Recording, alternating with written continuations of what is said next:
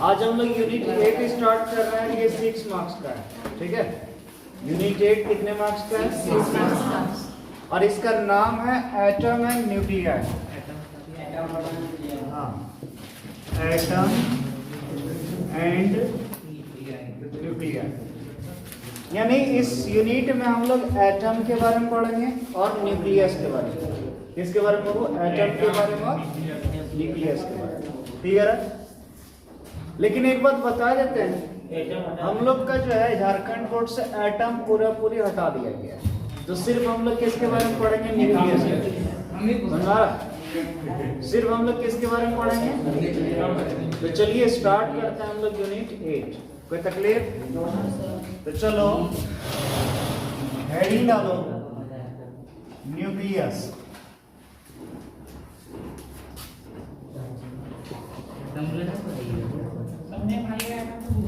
वैसे एटम रहता भी ना, समझिए, एटम रहता भी, अगर पढ़ाते भी तो भी उससे क्वेश्चन आता कभी नहीं, ठीक है। वो वैसे ही जब भी आता था क्वेश्चन न्यूक्लियस से ही आता था, और जो सब क्वेश्चन आता था ना वो सब सारा पढ़ा। समझ में आ रहा? तो चलिए हेडिंग आ रही है क्या? न्यूक्लियस डाल दिए। तो समझो न्यूक्लियस क्या होता है, सुनो ध्यान।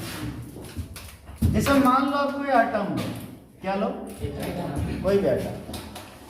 तो उस एटम के सेंटर पर एक पॉजिटिवली चार्ज रहता पार्ट, मालूम होना चाहिए। उस एटम का जो सेंटर होता है, सेंटर पर कैसा होता है? Positively charge.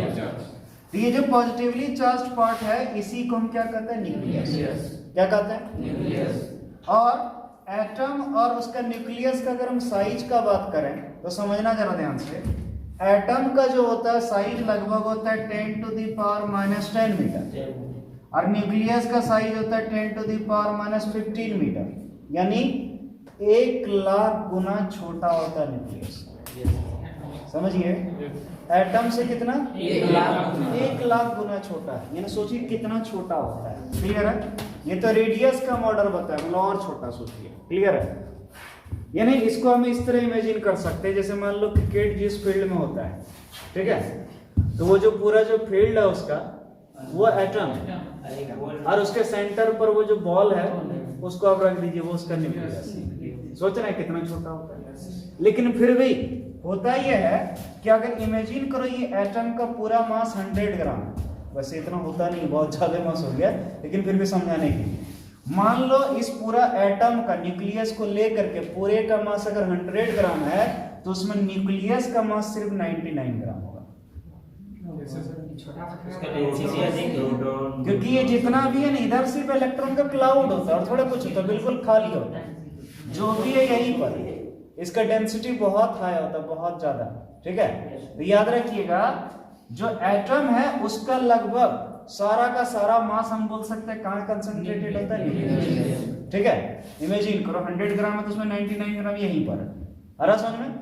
तो हम बोल सकते हैं किसी भी एटम का पूरा मास कहाँ पर कंसंट्रेटेड होता है? तो ये क्या है? न्यूक्लियस। समझ में आ रहा? और न्यूक्लियस कैसा होता है बाबू? Positively charge. तो चलिए लिखिए,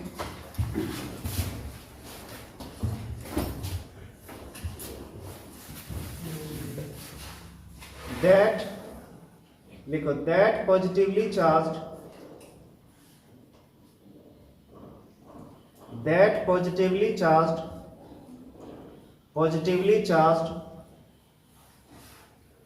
part,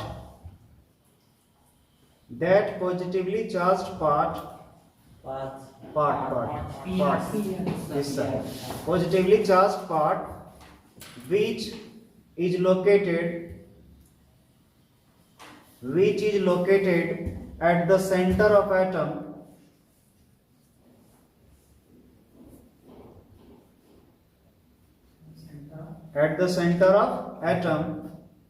and almost whole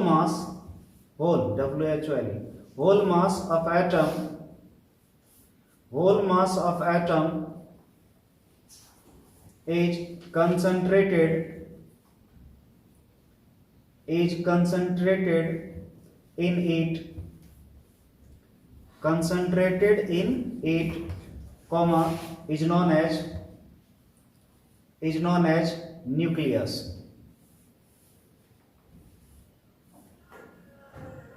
Is known as nucleus. हो गया? और सुनो, ये तो न्यूक्लियस समझ गए। अगर आप इस न्यूक्लियस को देखिएगा, ठीक है, इमेजिन करो ये जो न्यूक्लियस है इसको अगर हम जूम करके देखें, ठीक है, इस न्यूक्लियस में जो है इसमें सिर्फ कौन कौन होता है? न्यूट्रॉन होता है और प्रोटॉन। जैसे मान लो इस तरह करके ये सब न्यूट्रॉन है और ये क्या है? प्रोटॉन। ठीक है, कितना न्यूट्रॉन होगा कितना प्रोटॉन होगा वो अलग अलग एटम के लिए अलग अलग होता है, लेकिन इतना समझो कि इसमें क्या क्या होता है? न्यूट्रॉन होता है और प्रोटॉन होता है। ठीक है, समझ चुके हम? तो जरा समझो ध्यान से, हम लोग बताओ इंडिया में है या अमेरिका में? इंडिया में। तो हम लोग क्या कहलाते हैं? इंडियन, है ना। अमेरिका में रहते तो क्या कहलाते हैं? उसी तरह बताओ ये सब जो है ये सब कहाँ पर? न्यूक्लियस में। इसीलिए इसको कहते हैं न्यूक्लियॉन्स। क्या कहते हैं? याद रखिए, न्यूट्रॉन और प्रोटॉन को हम क्या कहते हैं? न्यूक्लियॉन्स। समझ में आ रहा? चाहे न्यूट्रॉन हो चाहे प्रोटॉन, इसको हम क्या कहते हैं? न्यूक्लियॉन्स। क्यों? क्योंकि ये कहां पर होता है? न्यूक्लियस। ठीक है, तो लिखो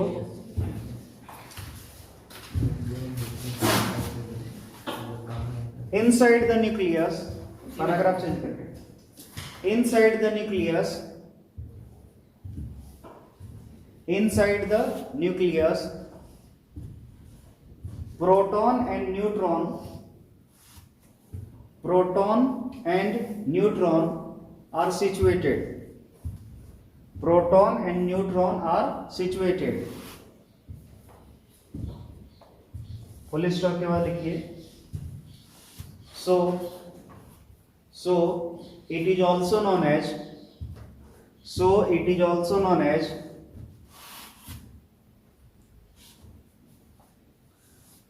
it is नहीं होना चाहिए, they are, क्या? यहाँ ज्यादा ना, हाँ, इट इज नहीं होना चाहिए, दे आर। इट मतलब एक तो न्यूट्रल प्रोटॉन है ना। तो लिखिए सो they are, so they are कर ज्यादा, they are also known as nucleons. Nucleons इधर देखो, न्यूक्लियॉन्स। जैसे साइंस में इट, देयर, दे मायने नहीं रखता है, लेकिन फिर भी, है ना, इसको हम क्या कहते हैं? न्यूक्लियस। तो समझ चुके होंगे थोड़ा बहुत? बोलो। अच्छा जरा समझना ध्यान से, कोई भी एलिमेंट है उसका सिंबल मान लो एक्स, ठीक है? क्या है? एक्स। और नीचे लिखे हैं जेड, ऊपर लिखे हैं ए, तो बोलो ये जेड क्या है? Atomic number. ए क्या है? Mass number. कौन नंबर? या इसी को रिप्रेजेंट ऐसे भी कर सकते हैं, यहीं पर जेड यहीं पर ए लिख सकते हैं, है ना। तो ये क्या है? Atomic number. ये क्या है? Mass number. मालूम होना चाहिए, एटॉमिक मास नहीं, मास नंबर। ठीक है, ए जो है ये कहलाता मास नंबर और जेड जो है ये कहलाता है एटॉमिक। पता होगा? तो एटॉमिक नंबर एक्चुअली होता क्या? Number of proton. किसी भी एटम का जो न्यूक्लियस है उस न्यूक्लियस में जितना नंबर ऑफ प्रोटॉन होता है उसी को हम क्या कहते हैं? और मास नंबर क्या है? न्यूट्रॉन और प्रोटॉन दोनों मिला करके जो होता है उसको क्या कहते हैं? जैसे समझ लीजिए, इमेजिन करो ये कोई एक न्यूक्लियस है, ठीक है? इस न्यूक्लियस में मान लो 2 न्यूट्रॉन है और इस तरह करके 3 तो प्रोटॉन। इमेजिन करो, तो अगर हम इसका एटॉमिक नंबर यानी जेड का बात करें तो हो जाएगा 3। क्यों? क्योंकि 1 2 3 प्रोटॉन है तो हो गया 3। लेकिन यही अगर मास नंबर का बात करें तो ये हो जाता है number of proton plus number of neutron. Number of proton plus number of proton हो गया 3 प्लस 2 यानी कितना? 5। क्लियर है? तो समझ में आता है कि नहीं? तो बोलिए ये जो है आपका एक क्या है बाबू? Mass number. मास नंबर यानी number of proton plus number of neutron. और जेड क्या है? नंबर ऑफ प्रोटॉन, जिसको आप एटॉमिक नंबर भी कहते हैं। क्लियर है? ये तो पता चलिए। अब बिलीव नहीं करोगे, एक बार जो है क्वेश्चन इतना आसान पूछा था ऑब्जेक्टिव वाला, समझिए क्वेश्चन क्या था। किसी एलिमेंट को रिप्रेजेंट किया गया था इस तरह करके, ऐसे बोला गया था कि एक एलिमेंट है, उसको रिप्रेजेंट किया गया ऐसे, ठीक है, सिंबल उसका ये दिया गया। तो पूछ रहा था कि इस एलिमेंट में नंबर ऑफ न्यूट्रॉन कितना, ठीक है, नंबर ऑफ न्यूट्रॉन कितना होगा। सोचिए कितना आसान क्वेश्चन। बोलो ये किसका, प्रोटॉन का नंबर, और ये प्रोटॉन प्लस न्यूट्रॉन, तो इसमें से इसको घटा देंगे, नहीं निकल जाएगा, जो भी हो, जितना भी हो, ठीक है। देखो हमको घटाने आता तो हम घटा के बता भी देते, ठीक है, लेकिन हम उतना नहीं सीख पाए होते, तो समझे। बोलो इसका क्या आसान था कि नहीं? सिंपल सा, ये दिया है जेड और ये दिया है ना, तो देख जानते होंगे ए इक्वल टू होता है जेड प्लस एन, तो आपसे पूछ रहा था नंबर ऑफ न्यूट्रॉन, यानी एन इक्वल टू क्या हो जाएगा, ये हो गया नंबर ऑफ न्यूट्रॉन। तो बोलो ए कितना, माइनस, अब जितना भी होगा आंसर, पहले को घटा नहीं ना था वो, ठीक है, समझ आ रहा है, क्लियर है? नहीं सीख पाते, जिस दिन सब सिखा रहे थे घटा उस दिन हम सूझ गए थे। तो समझ में आया कि नहीं आया? बोलो कोई तकलीफ? तो बोलिए इस तरह का भी क्वेश्चन आता है, समझ में आ रहा? तो सोचिए कितना बेसिक चीज उठा के पूछ देता है। अगर आप बेसिक, ये तो मेरे ख्याल 7-8 में ही आप लोग सीख चुके हैं, तो अगर ये नहीं आएगा तो बस गया। और बिलीव करोगे ज्यादातर बच्चा गलत हो गया था, ठीक है, क्योंकि पता ही नहीं है छोटा छोटा चीज, तो समझ चुके होंगे। चलो हेडिंग डालो,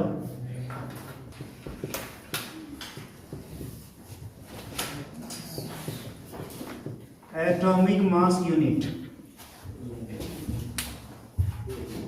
एटॉमिक मास यूनिट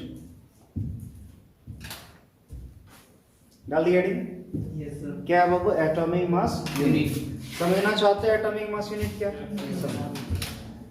अब हम तुमसे कुछ पूछते हैं, जरा जवाब देना। इमेजिन करो हमको जो है 2 बोरा चावल दे दिया, कितना दे दिया? 2 बोरा। और नाप के बताना है कि उसमें कितना चावल है, ठीक है। और हमको नापने के लिए 50 ग्राम का दे दिया, ठीक है, बटकरा जानते हो जिससे तोलते हैं, एक 50 ग्राम का दे दिया और एक तो तराजू ला के दे दिया और बोला 2 बोरा नापिए। बोलो क्या होगा? मूड नहीं खराब हो जाएगा? होगा कि नहीं? अब इमेजिन करो 50 ग्राम करके नाप रहा, ठीक है, एक बार में इतना जरा सा 50 ग्राम, फिर नापो, फिर 50 ग्राम, हालत खराब होगा कि नहीं? लेकिन यही अगर 5 kg वाला दे दिया रहता तो आराम से, ठीक है।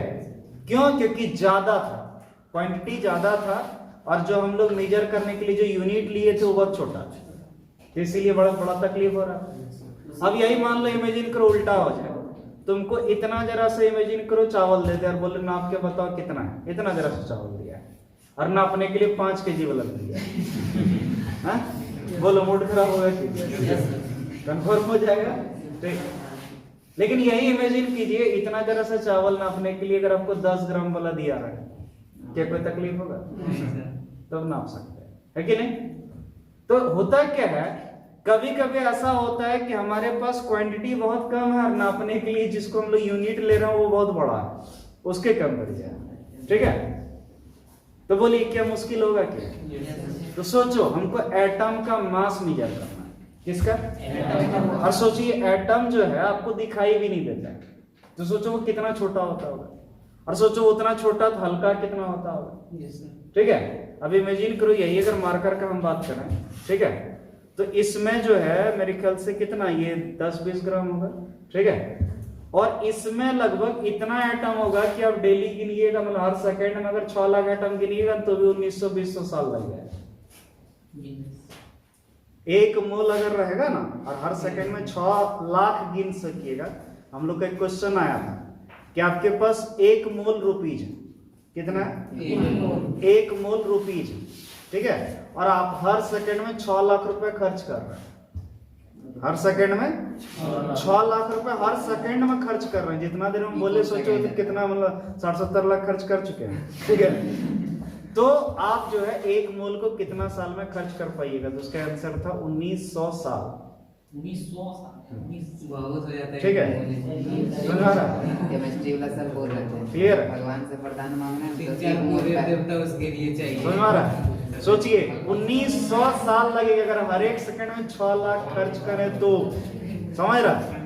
कुछ खरीदने जाओगे जितना देर में उसका रेट पूछोगे ना उतना देर में कितना लाख आप उसको दे चुके रहेंगे, तो भी 1900 साल लग जाएगा। मतलब कम से कम आपका 20-30 पीढ़ी पार हो जाएगा, है ना? समझ में आ रहा है? मतलब सोचिए उसका कोई अंत नहीं है और इसमें कम से कम 1-2 मोल होगा मेरे ख्याल से। तो सोचो कितना है, समझ रहा है? तो इतना छोटा होता है एटम हम सब की तरह से, तो उसका मास सोचो कितना कम होता है। और उस मास को मेजर करने के लिए हमको 1 kg दे दिया जाए। इमेजिन करो, मूड नहीं खराब हो जाएगा? बोलो वो सही है, प्रॉपर है? क्योंकि उसका मास बहुत कम है तो उसके लिए यूनिट भी बहुत छोटा चाहिए, सही है कि नहीं? इसीलिए साइंटिस्ट लोग एक नया यूनिट निकाला जिसका नाम क्या रखा गया? याद रखिए, एटॉमिक मास यूनिट का जनरली यूज किस लिए करते हैं? एटम वगैरह के मास को मेजर करने के लिए। किसके लिए? एटम के मास को मेजर करने के लिए क्या यूनिट दिया गया? Atomic mass unit. क्लियर है? अरा समझ। अब जरा ध्यान से देखो, ये जो बाबू एटॉमिक मास यूनिट एक्चुअली था किसके बराबर? सुनो, सबसे पहले एटॉमिक मास यूनिट को हम लोग AMU भी लिख सकते हैं, AMU, या इसी को U भी सिर्फ लिखा जाता है। याद रखिए, एटॉमिक मास यूनिट को AMU से भी रिप्रेजेंट करते हैं या फिर सिर्फ U से। क्लियर है? अरे सुन में, तो 1 AMU या फिर 1 U जानते हो किसके बराबर होता है? आप क्या करो, कार्बन ले लो C612, ठीक है? क्योंकि जनरली कार्बन 3 टाइप का होता है। अब पढ़े हम आइसोटोप्स 3 होता है, C612, C613, C614। लेकिन इसमें सबसे आराम से कौन मिलता है? जनरली आप अगर कहीं भी कार्बन देखिएगा तो यही मिलेगी ज्यादा, और ये बहुत ज्यादा स्टेबल होता है इसलिए ज्यादा मिलता है। क्लियर है? तो कार्बन C612 ले लीजिए। क्या ले लीजिए? और उसका 1 एटम लेना है। कितना? 1 एटम। आपको क्या करना है, 1 एटम जो होगा उसका मास लेना है, यानी मास ऑफ 1 एटम ऑफ C612। समझ मारा? क्या करना फिर समझिए, आपको क्या लेना? मास लेना किसका? C612 का 1 एटम का। समझ मारा? और उसको डिवाइड कर देना 12 से।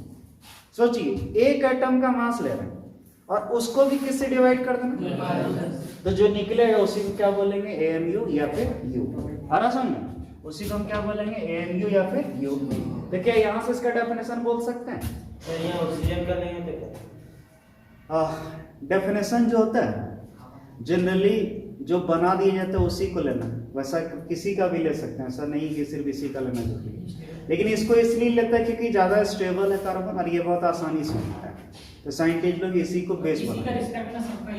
हाँ, किसी को एक बेस बनाना पड़ेगा ना, तो इसी को क्या कर लिया? बेस बना दिया। ठीक है? अब जो बोला साइंटिस्ट लोग किसी को लो, हम भी किसी को वैसे फिजिक्स का ये है भी नहीं। ओहो, फिजिक्स के टॉपिक है भी नहीं, केमिस्ट्री में सब पढ़े होंगे सर। ठीक है, क्या करें, हमको भी दे दिया है, सोचा है कि चलो केमिस्ट्री वाला बहुत बढ़िया से पढ़ा दिया, अब तुम इसको खराब करो। हम खराब करने आ गए हैं, चलो इधर। तो क्या हुआ? मास ऑफ 1 एटम ऑफ C612। ठीक है, और उसको क्या कर दो? 12 पार्ट कर दो, जो मिलेगा वही क्या कहलाएगा? AMU या फिर। देखिए यहाँ से इसको डिफाइन ऐसे नहीं कर सकते, जरा समझना। द 12th पार्ट क्या बोलेंगे? The 12th part of mass of 1 atom of C612 is known as. नहीं समझे? बताइए, लिखो। The 12th part of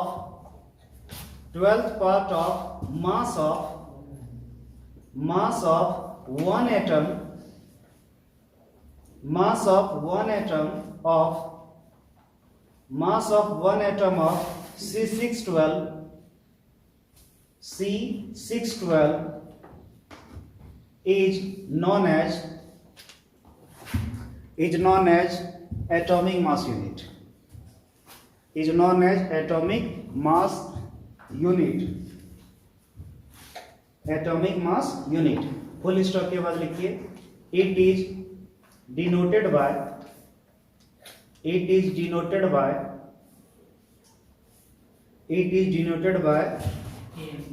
AMU or U. It is denoted by AMU or U. किससे डिनोट करते हैं वो?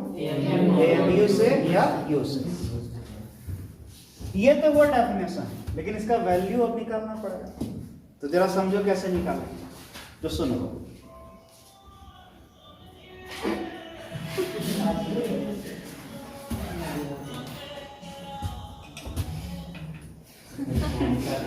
इसमें हंसने वाला क्या है?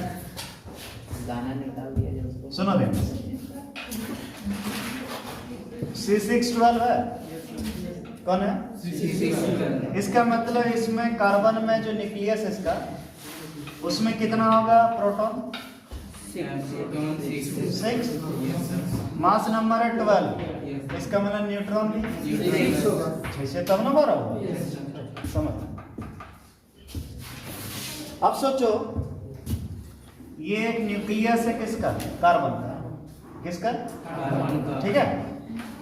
इसमें प्रोटॉन होगा, क्या होगा? 3 3 6। न्यूट्रॉन भी होगा, ठीक है। 1 2 3 4 5 6, मान लो 12।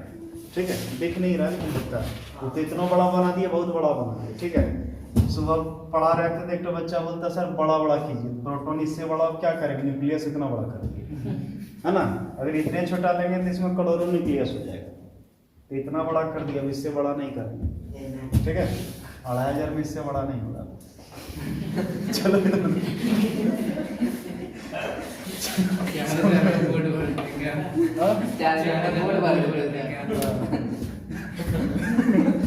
अब समझो जरा ध्यान से। अब इसका मास अगर निकालो, सुनो, अभी हम तुरंत बताए थे कि न्यूक्लियस का जो मास है लगभग वो एटम का मास कहलाता है, क्योंकि लगभग 99% तो वही होता है। तो अगर हम न्यूक्लियस के अगर हम सिर्फ मास को कंसीडर करें, किसके, तो वो क्या एटम का मास हो जाएगा? हो जाएगा। तो चलो देखते हैं। तो सुनो, एक न्यूट्रॉन का जो मास होता है, मास ऑफ न्यूट्रॉन, वो होता है 1.67 into 10⁻⁻27 kg। और यही अगर प्रोटॉन का बात करें, मास ऑफ प्रोटॉन, तो होता है 1.66 into 10⁻⁻27 kg। जरा गौर से देखो दोनों वैल्यू सेम है कि 1.67 1.66, बस इतना। तो 1.66 को भी 1.7 बोल सकते हैं, 1.67 बोल सकते हैं, नहीं बोल सकते? क्यों? क्योंकि लगभग तो सेम ही। ठीक, तो जनरली देखा जाता है कि न्यूट्रॉन और प्रोटॉन का मास क्या होता है? लगभग सेम होता है। ठीक है, लगभग क्या होता है? तो हम अगर ऐसा कर लें, इमेजिन करो, समझो, इसका पूरे का मास निकालना, ठीक है। तो सबका मास, तो जितना भी पार्टिकल है सबका मास सेम होगा। तो बोलो एक न्यूक्लियॉन्स का, यानी ये दोनों न्यूक्लियॉन्स में, यानी मास ऑफ न्यूट्रॉन और मास ऑफ प्रोटॉन दोनों लगभग सेम है, लगभग। क्लियर है? जो कितना है 1.6 into 10⁻⁻27। तो बोले इसमें न्यूक्लियॉन्स कितना है? 12। कितना है? 12। तो 12 से अगर हम इसको इनटू कर देंगे, क्या टोटल मास नहीं निकलता? नहीं होगा? हाँ, बोलो निकलेगा क्या? फिर समझो, एक न्यूक्लियॉन्स का मास इतना, तो क्या है? 12। तो टोटल मास नहीं समझा? 12 इंटू इतना, ठीक। तो ये निकल जाएगा कि नहीं? Mass of one atom of C612। तुम लोग तो समझदार है। चलो बोलो, तो mass of one atom of C612 यानी कितना?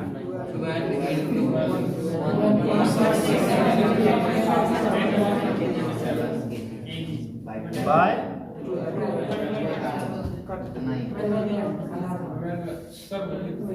सही है।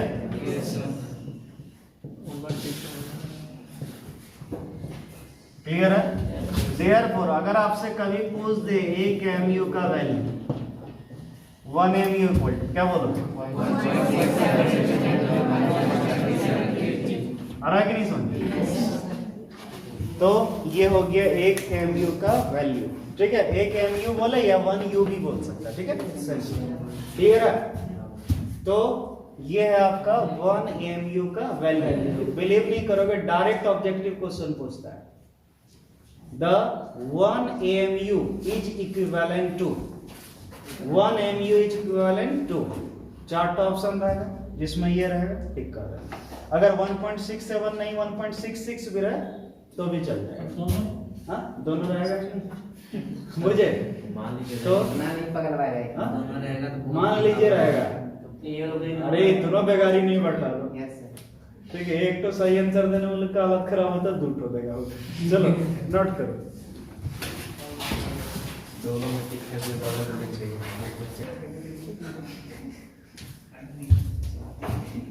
हो गया? Yes sir. अब चलिए आगे बढ़े।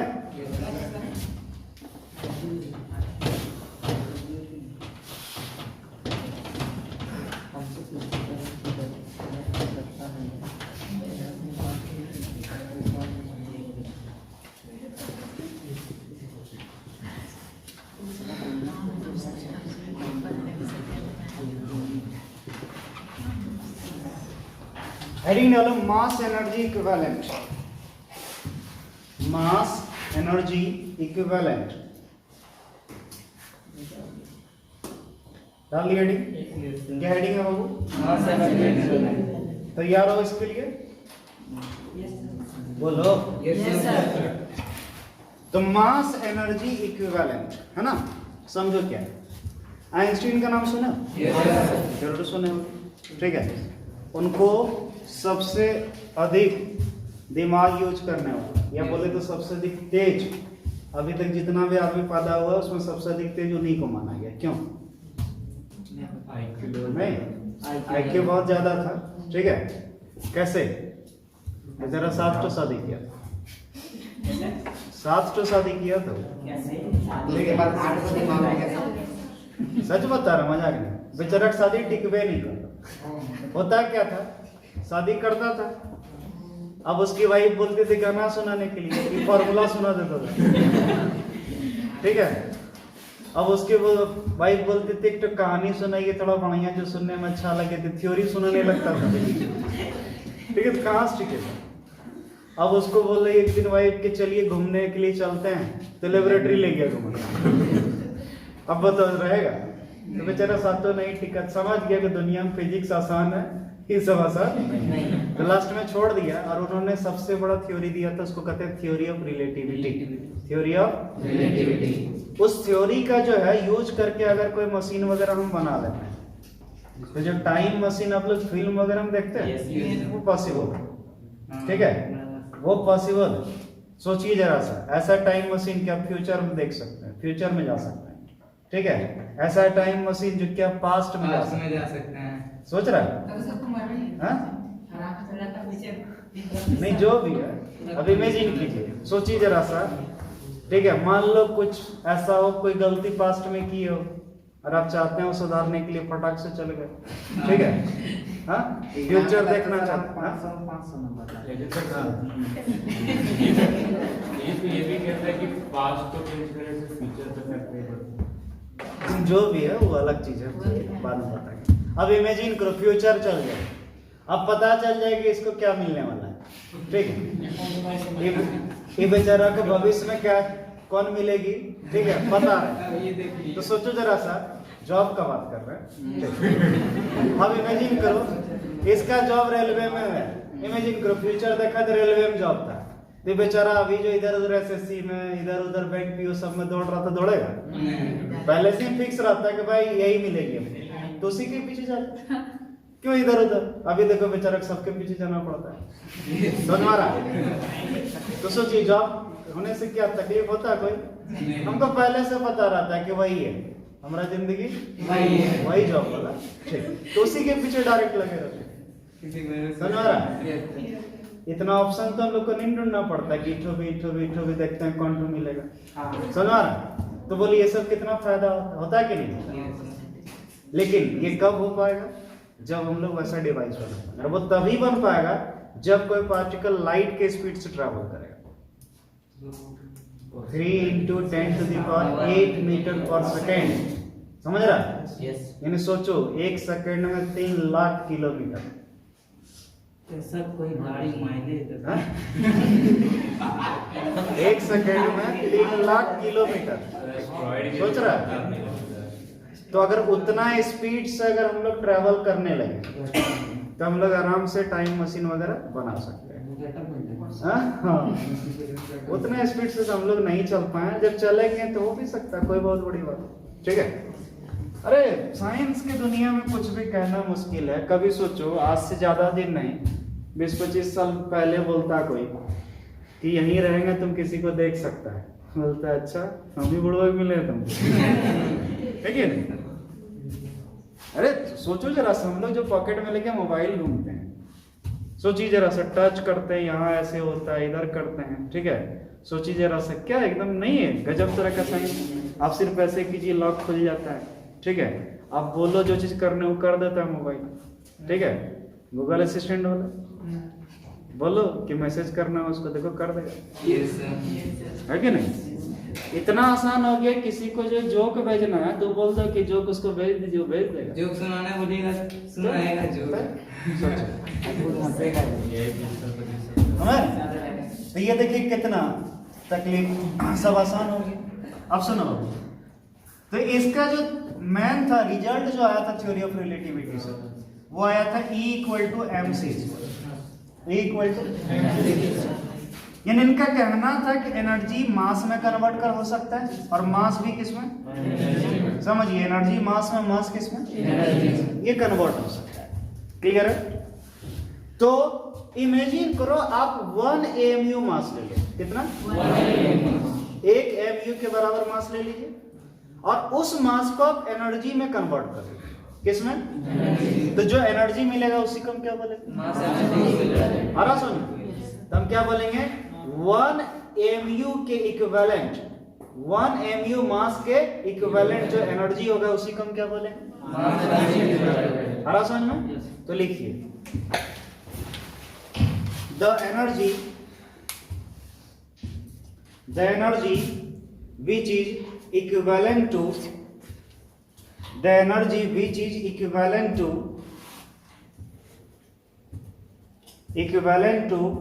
mass of 1 AMU, mass of 1 AMU,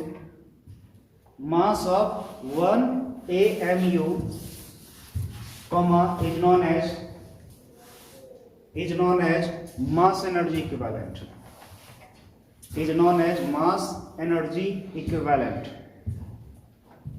Is known as mass energy equivalent. उस बेचारी को हम क्या कहते हैं? Mass energy. कोई तकलीफ? चलो अब शुरू हो जाओ, ध्यान से दो। Now, according to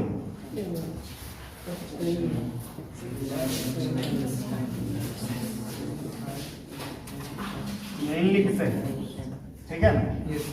According to Einstein, बोलो E = mc²। बट ये जो m यानी मास लेना है, ये कितना लेना है? 1 AMU की खोल लेना, और 1 AMU बराबर अभी तुरंत सीखे थे, सही है? एंड c यानी स्पीड ऑफ लाइट कितना होता है? सही है? देयरफॉर रख दो E = m है, मास इतना हो गया 1.6 into c 3 into whole square. जब इसको सॉल्व करोगे, और सॉल्व करके थोड़ा सा ब्रेक करोगे इधर उधर, तो आएगा इतना 931.48 into 10⁶ into 1.6 into 10⁻⁹ joule. Actually इतना नहीं आएगा, आएगा कुछ और, लेकिन इसको इस तरह ब्रेक कर सकते हैं, ठीक है। और इतना जरूर जानते होंगे 1.6 into 10 to the power minus 19 joule को हम कहते हैं इलेक्ट्रॉन वोल्ट। क्या कहते हैं? आप पढ़े होंगे 1 electron volt equal to 1.6 into 10 to the power minus 19। कहते हैं कि नहीं? इसीलिए इतना नहीं लिख के हम इसकी जगह इलेक्ट्रॉन वोल्ट भी लिख सकते हैं। थोड़ा शॉर्टकट मारना है। वो नेक्स्ट स्टेप में लिख दिए, थोड़ा बाद में समझ में आएगा। चलिए कोई दिक्कत खुश, ठीक है। अब E इक्वल टू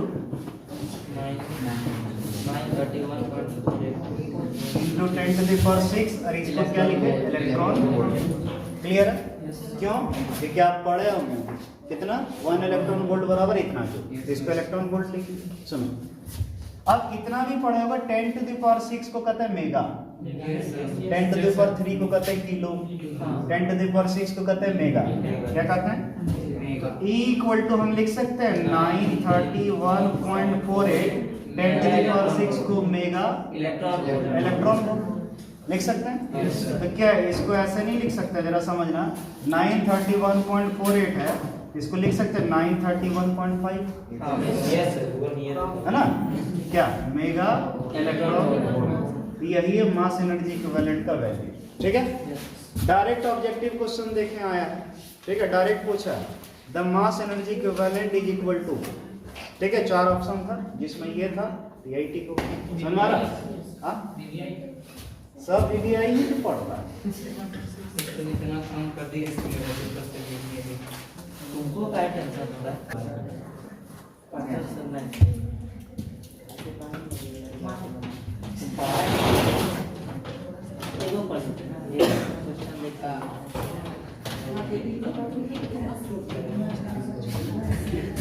चलिए हेडिंग डालिए।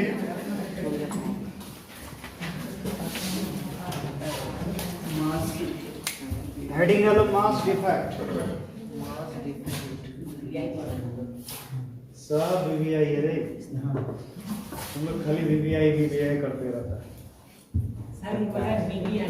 हाँ VVI किसकी? हाँ क्या भगवान यहाँ नहीं बोला ना रे,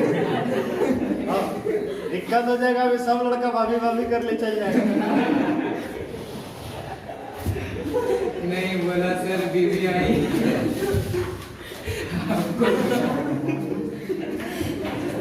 अच्छा हमसे पूछ रहा VVI, रास्ता में आ रहे तुमसे लाज लगता है? चाची कैसे बोलते हो? कौन मैडम? कुछ तुम तो चचा हुए, कुछ लगेगा नहीं।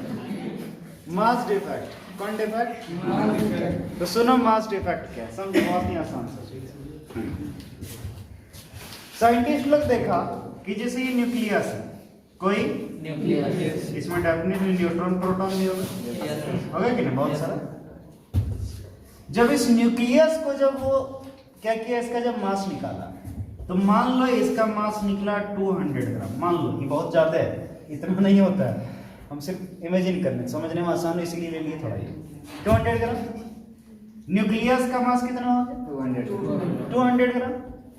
और वो क्या किया, जब इसको ब्रेक किया, न्यूक्लियस को ब्रेक करके न्यूक्लियॉन्स को निकाल लिया, न्यूट्रॉन और प्रोटॉन को क्या कर लिया, ये फ्री कर दिया, ठीक है।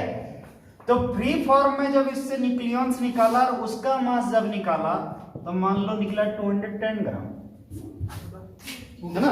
एक अजीब तरह का नहीं है, सोचिए न्यूक्लियस में जब था तो कितना, और उसी को जब बाहर निकाल करके जब उसका मास निकाले तो 210 ग्राम। एक गजब चीज नहीं, एकदम गजब चीज। मतलब सोचे ऐसा वाला बात कि एक झोला में सब सामान वामान रखे, झोला सहित तोले तो निकला 200 ग्राम, और फिर सामान निकाल के सिर्फ सामान तोले, झोला साइड भी रख दिए तो 210 ग्राम। ऐसा हो सकता है?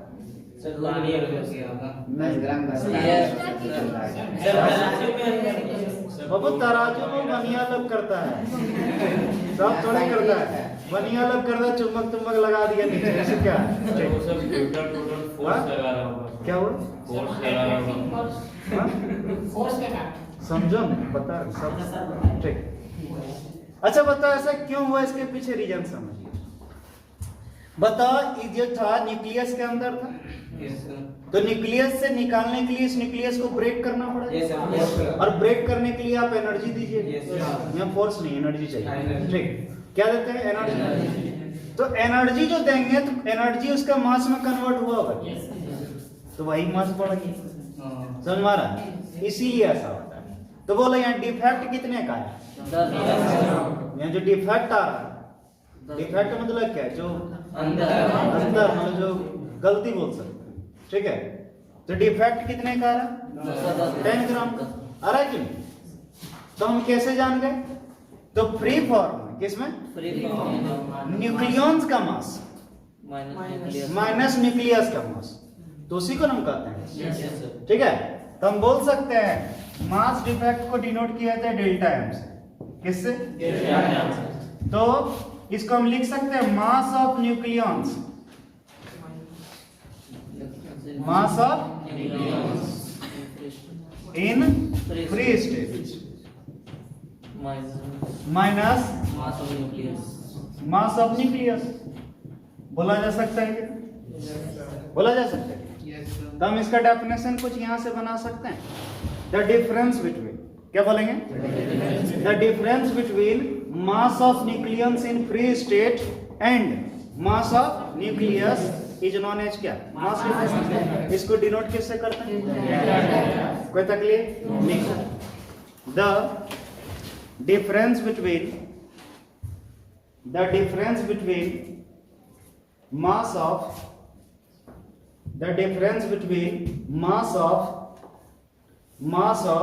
nucleons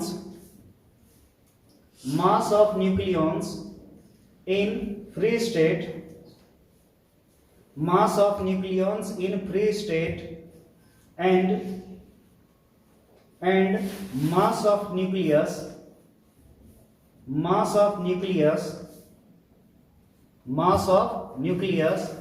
comma is known as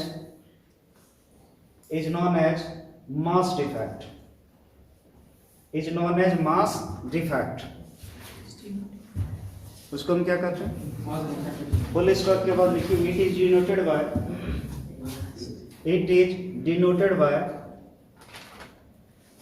denoted by delta. इस बेचारे को डिनोट किससे करते हैं? कोई तकलीफ? बोलो जी। नहीं ना? तो चलो इधर देखिए, इधर देखिए, डेल्टा एम बराबर तो mass of nucleons in free state. तो बोलो मास ऑफ न्यूक्लियंस यानी किसका मास? न्यूट्रॉन और प्रोटॉन का मास। न्यूट्रॉन और प्रोटॉन। तो हमको क्या करना होगा? टोटल मास ऑफ प्रोटॉन और टोटल मास ऑफ न्यूट्रॉन दोनों को जोड़ देना। तो सोचिए जरा सा, एक प्रोटॉन का मास होता है मान लो mp, मास ऑफ प्रोटॉन। तो टोटल प्रोटॉन का मास कितना? जितना रहेगा उसका नंबर गुना। सोचो एक प्रोटॉन का मास इतना, 2 प्रोटॉन रहेगा 2 × 3, 3 प्रोटॉन रहेगा 3 × 3। और आपको पता होगा प्रोटॉन का नंबर होता है Z। किसी भी न्यूक्लियस में प्रोटॉन का नंबर क्या होता है? तो समझ में आ रहा है? तो Z इंटू क्या करेंगे? mp, यानी Z इंटू mp यानी number of proton into mass of proton. ये total number of total mass of proton आ गया। प्लस कर देंगे किसका? Total mass of neutron. लेकिन हमको उसके लिए न्यूट्रॉन का नंबर पता होना चाहिए। तो न्यूट्रॉन का नंबर आपको पता होना चाहिए a-z। याद करो, मास नंबर में एटॉमिक नंबर घटा देंगे नहीं निकल जाएगा नंबर। इनटू क्या कर देंगे? mn, mass of neutron. यानी टोटल मास ऑफ प्रोटॉन हो गया, ये टोटल मास ऑफ न्यूट्रॉन हो गया। ये टोटल मिला करके क्या हो गया? मास of nucleus in free state minus mass of nucleus यानी कितना? m। तो ये हो गया मास डिफेक्ट का फार्मूला। समझ में आ रहा? तो चलो नोट कर लो सर, एक बार और दोहरा दीजिए। फिर से समझो। किसी भी न्यूक्लियस में नंबर ऑफ प्रोटॉन कितना? Z। ठीक है, तो सोचो एक प्रोटॉन का मास अगर mp है तो 2 प्रोटॉन का 3 प्रोटॉन का तो Z प्रोटॉन का Z इंटू mp हो गया मास ऑफ प्रोटॉन। प्लस हमको न्यूट्रॉन का भी मास चाहिए, तो न्यूट्रॉन का नंबर कितना होता है? a - z। ये हो गया किसका? न्यूट्रॉन का नंबर इंटू न्यूट्रॉन का मास। तो ये टोटल प्रोटॉन का मास, टोटल न्यूट्रॉन का मास, यानी टोटल किसका हो गया? न्यूक्लियंस का मास माइनस m मतलब मास ऑफ न्यूक्लियस। आसान है? यस।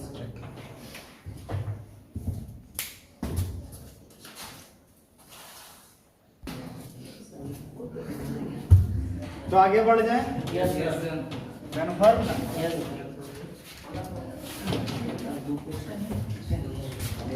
सुनिए, बाइंडिंग एनर्जी हेडिंग डालिए binding energy.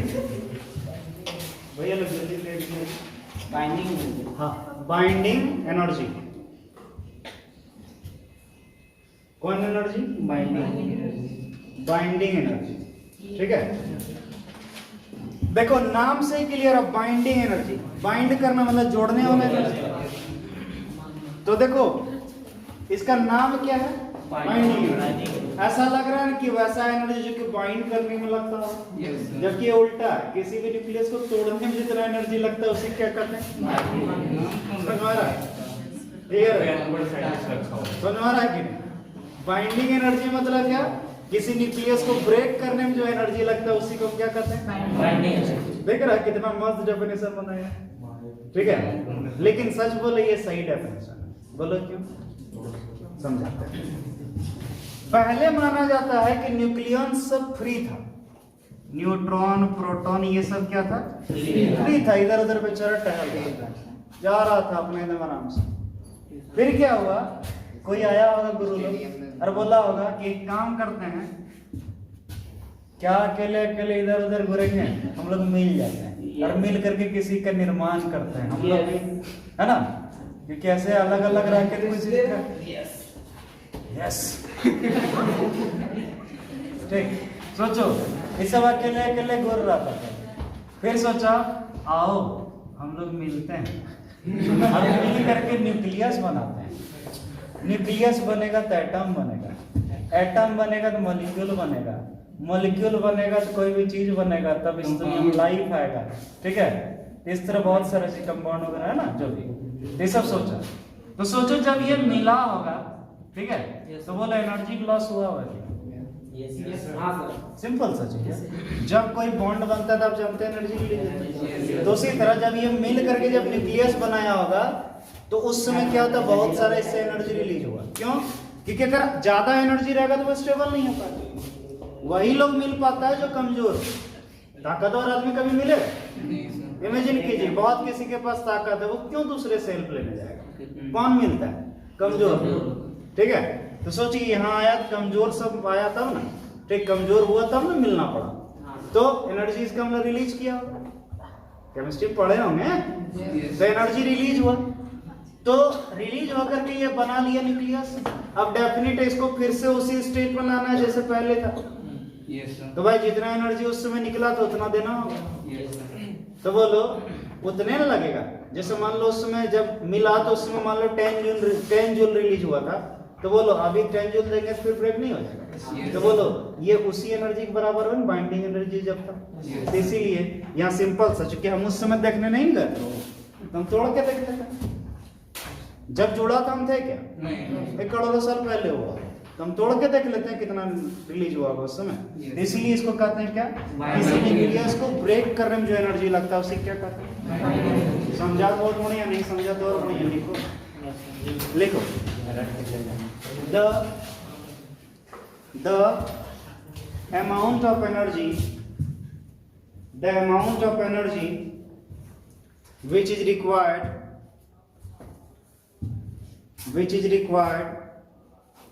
to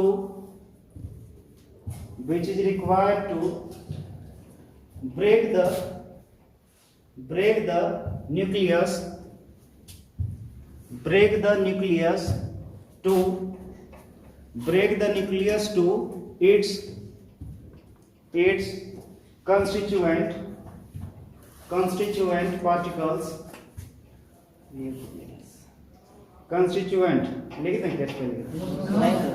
Constituent particles, comma, is known as binding energy. Is known as binding energy. क्या कहते हैं उसको? बाइंडिंग। क्लियर है?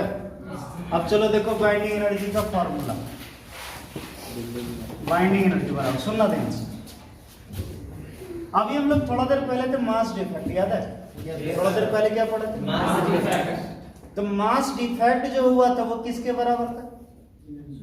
वही एनर्जी के बराबर था जो ब्रेक करने में लगा। तो आइंस्टीन बोल के गया था E equal to mc square. तो बोले यहाँ जो मास है अगर एनर्जी में बदलना तो मास हम वही लेंगे। कौन?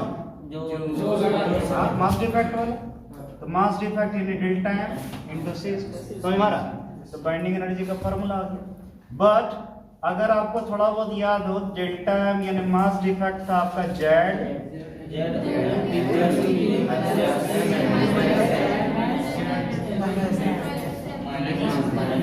सही है? देयरफॉर बोलो binding energy equal to delta m के जगह, सही है?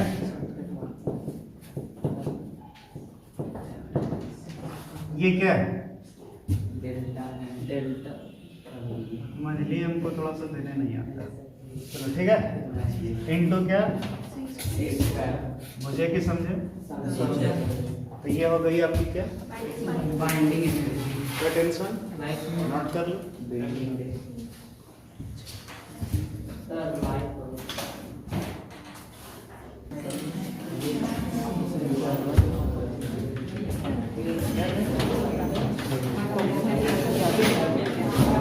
अरे शांति के साथ बैठो रे।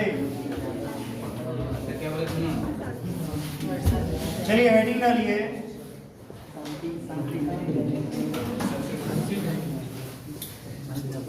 Binding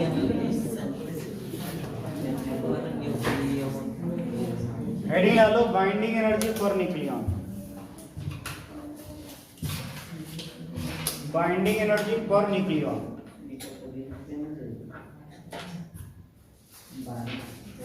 binding energy for nucleon डाल दिया हेडिंग। तैयार हो? समझो।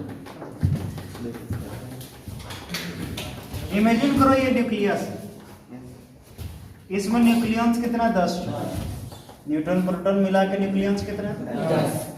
और इसको ब्रेक करने के लिए जो हमको एनर्जी लगा, ठीक है, मान लो लगा 50 जूल। मान लो कितना लगा? 50 जूल। इसको ब्रेक करने में जो एनर्जी लगा 50 जूल। तो बोलो एक न्यूक्लियंस को ब्रेक करने में कितना लगा? 5 जूल। सिंपल सा। 10 तो था टोटल, तो कितना? 50 जूल। तो एक को तोड़ने में 5। तो वही हो गया बाइंडिंग एनर्जी फॉर न्यूक्लियस। यानी किसी न्यूक्लियस से एक न्यूक्लियन को ब्रेक करने में, सॉरी वहां से, हाँ, ब्रेक करने में या निकालने में जो एवरेज अमाउंट ऑफ एनर्जी लगता है, उसी एवरेज अमाउंट ऑफ एनर्जी क्या करते हैं? बोल सकते हैं? तो लिखो the average amount of energy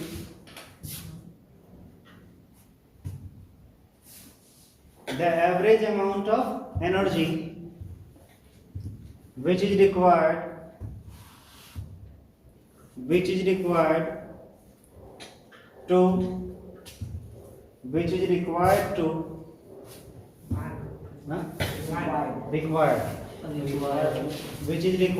to split the one nucleons, split the one nucleon from the nucleus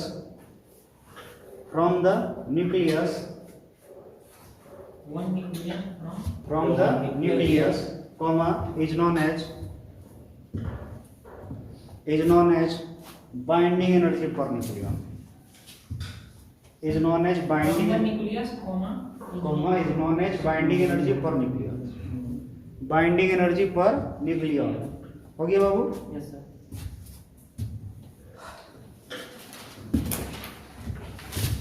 तो हम किसका वैल्यू जान रहे हैं? Binding energy per nucleon.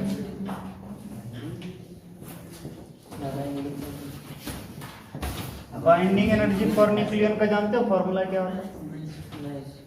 Binding energy by ए, ये मतलब मास नंबर ऑफ न्यूक्लियंस। समझो कैसे? ये न्यूक्लियस में नंबर ऑफ न्यूक्लियंस कितना था 10, यही तो था मास नंबर। और टोटल एनर्जी कितना दिए थे 50, ये था binding energy. Yes sir.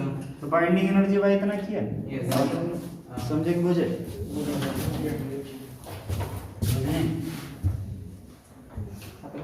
Binding energy per nucleon यानी binding energy by mass number या नंबर ऑफ न्यूक्लियंस। बेरियर को डॉक्टर को काम ना था। तो आपसे सर उसी पर लिखने नहीं दे रहा है। तो तुम्हारा बेटा कुछ नहीं लिखा, आप चेक कर लो, तुमको संतुष्टि मिल ही जाएगा। हो गया, संतुष्टि हमारा से चलिए नॉट डन।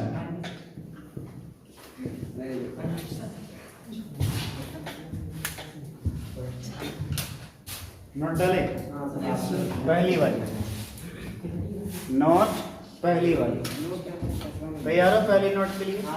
सुनो तो सुनो फर्स्ट नोट क्या कहती है समझ में।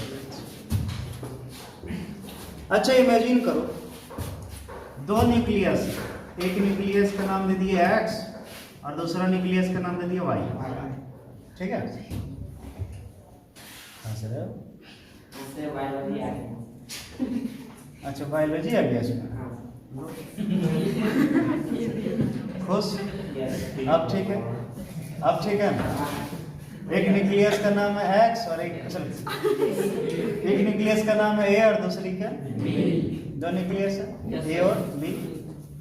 अब इमेजिन करो इससे एक न्यूक्लियंस को निकालने में यानी बाइंडिंग एनर्जी पर न्यूक्लियन का वैल्यू 5 जूल, और इससे एक न्यूक्लियस को निकालने के लिए मान लो लग रहा है एनर्जी 10 जूल। तो बोलो ज्यादा स्टेबल कौन है? बी ज्यादा स्टेबल। क्यों? बहुत ज्यादा एनर्जी ले रहा तब एक को निकाल, सोच रहा है ज्यादा एनर्जी ले रहा तब बोल रहा है कि तब हम निकलेंगे, 5 मत सोचना अभी, ठीक है? तो बोलो ज्यादा स्टेबल कौन? बी है। इसका मतलब बाइंडिंग एनर्जी पर न्यूक्लियन का वैल्यू जिसका ज्यादा होगा वो ज्यादा स्टेबल होगा। तो याद रखिए पहला नोट यही है कि जिस एलिमेंट का बाइंडिंग एनर्जी पर न्यूक्लियन का वैल्यू ज्यादा होता है वो ज्यादा स्टेबल। लिखो the binding energy per nucleon, the binding energy per nucleon, the binding energy per nucleon, binding energy per nucleon is directly proportional to the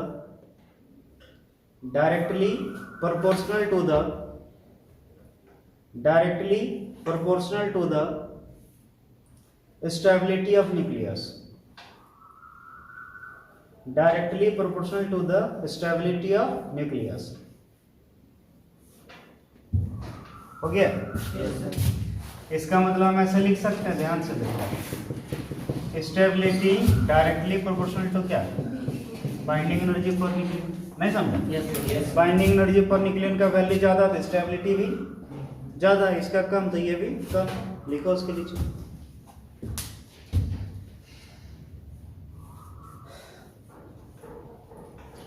समझ में आ गया? बोलो रे।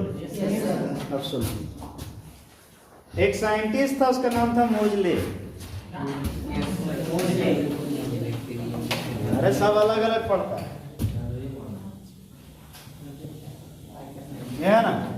कोई मोसले बोलता है, लेकिन आपको मालूम होना चाहिए मोजले क्या नाम था? नाम ही था इसका मोजले। क्या नाम था? इन्होंने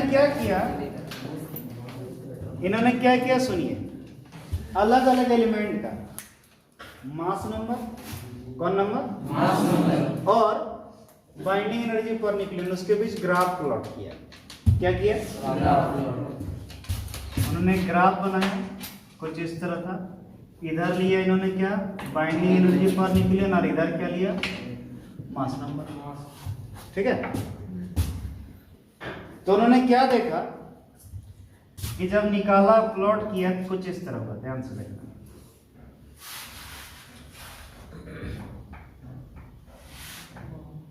ऐसा ग्राफ, ठीक है? हाइड्रोजन यहां था, तो हीलियम, लिथियम यहाँ था, बोरॉन, हाइड्रोजन, ठीक है। इस तरह गया। और सबसे हाईएस्ट पर था कौन? Fe, iron. और इधर कौन था? यूरेनियम वगैरह। कौन था? तो देख के ही लग रहा होगा कि हीलियम का binding energy per nucleon hydrogen और लिथियम से ज्यादा है। Yes sir. तो इसीलिए आप जानते होंगे हीलियम का न्यूक्लियस ज्यादा स्टेबल होता है। Yes sir. फटाफट लिथियम हाइड्रोजन रिएक्ट करता है, यस मालूम है कि नहीं? Yes sir. लेकिन हीलियम नेगेटिव। उसी तरह बेरिलियम जो है लिथियम और ये दोनों ज्यादा स्टेबल होता है। Yes sir.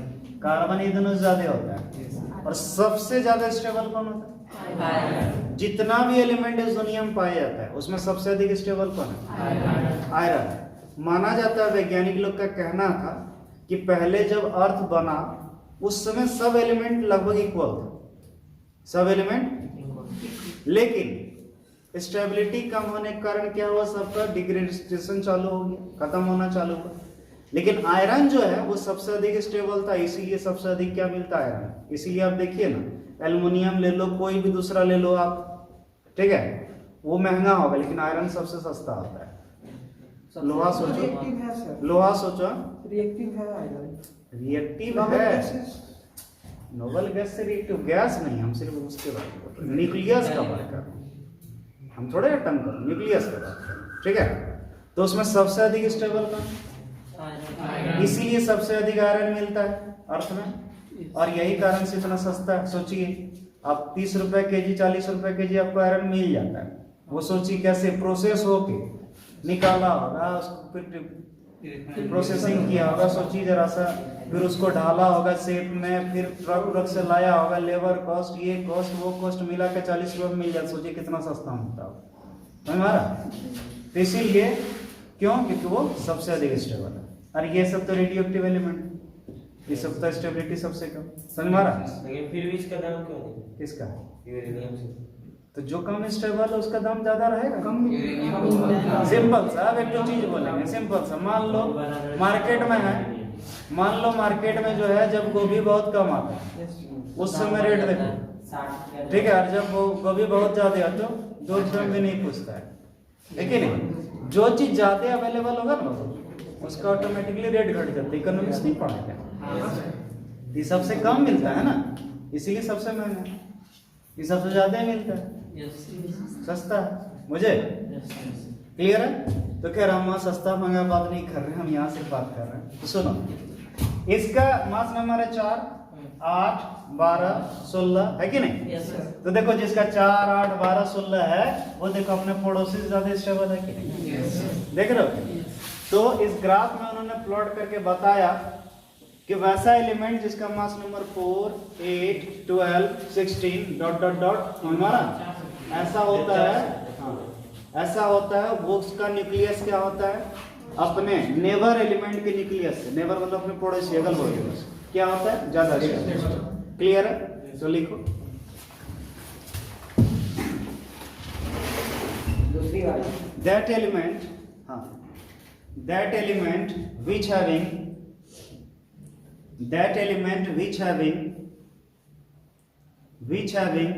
mass number 4, 8, 12, 16 dot dot dot are more stable than its neighbor element. More stable than its neighbor element. Its neighbor element. हो गया? अपने पड़ोसी एलिमेंट से यह क्या होगा? ज्यादा स्टेबल। और उसके नीचे एक ग्राफ प्लॉट करो, सुंदर है ना ग्राफ? अति सुंदर।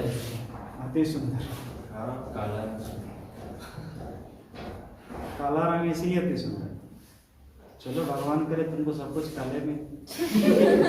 भगवान हंसने वाले क्या? मोबाइल काला, जैकेट काला, टोपी काला, सब काला। नहीं चाहिए सर।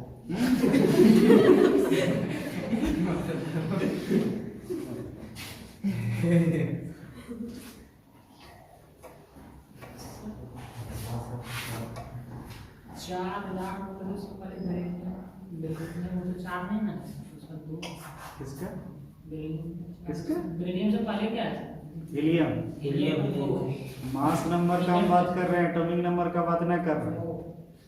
पगला रहा तुम क्या? हाँ, पगलाया कि नहीं? नहीं ठीक है अभी तक हम देख अभी तक ठीक है।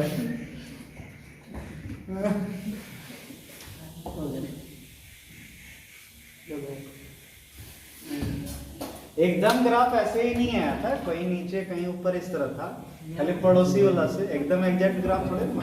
जीरो स्क्वायर जीरो हो गया होगा? कहाँ? अभी और लिखा है, समझो नहीं, हम समझ रहे हैं, टाइम तक रखी है। इसको बोल सर को उसको बोल रहे, तुम्हारे पीछे, ठीक है? कॉपी वॉपी समेटने लगी वही पूछ रहे।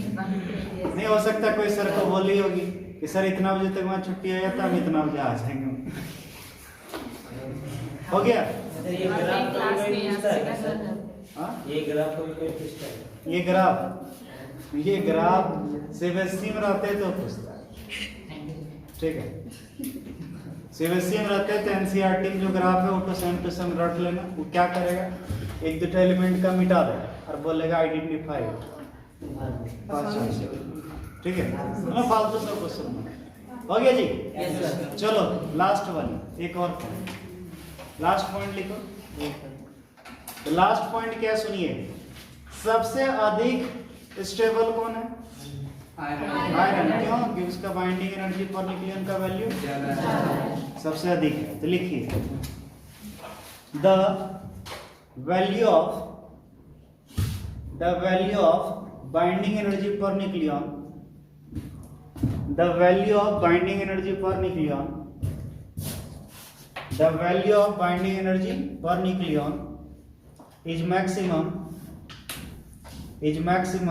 for Fe, maximum for Fe, हो गया? So the nucleus of Fe is more stable.